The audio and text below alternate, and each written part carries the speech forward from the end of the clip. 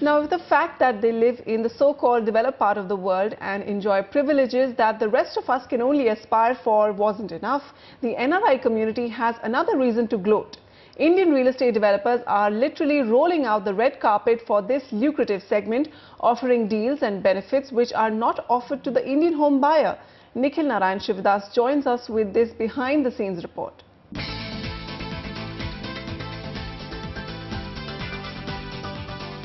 The non-resident Indian market has always been a vital one for Indian developers. And why not?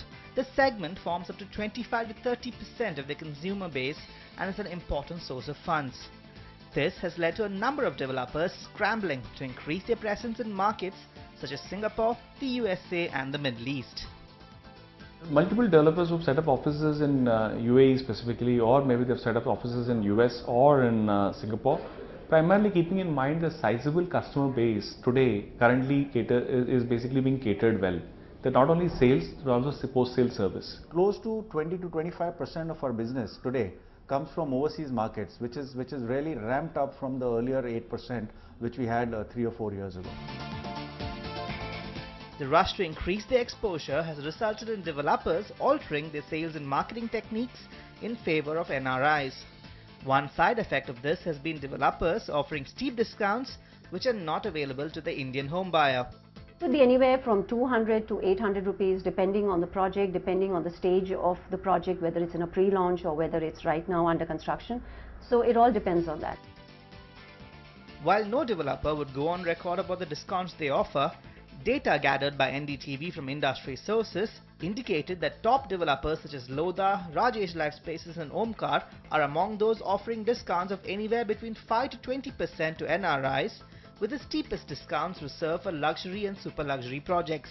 On the other hand, some developers maintain a fixed price for all their consumers, but still tweak their strategies for NRIs by offering sneak previews of new launches and preferred inventory. We have one common price that we put out to every single customer of ours. Yes, we have different inventory that we put out in international markets because many times we feel that there are people who want to buy multiple flats and people get together in the NRI community and want to live with friends and family. Experts say at the end of the day it is the developer who benefits.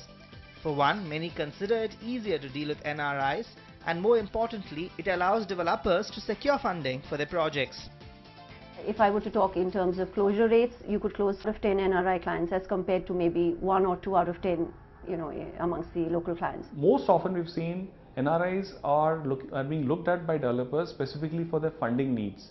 So when you go and talk to an NRI, when most of the developers go and talk to an NRI, they talk of 5,000 square feet, 10,000 square feet, 20,000 square feet and 20,000 square feet with upfront payment.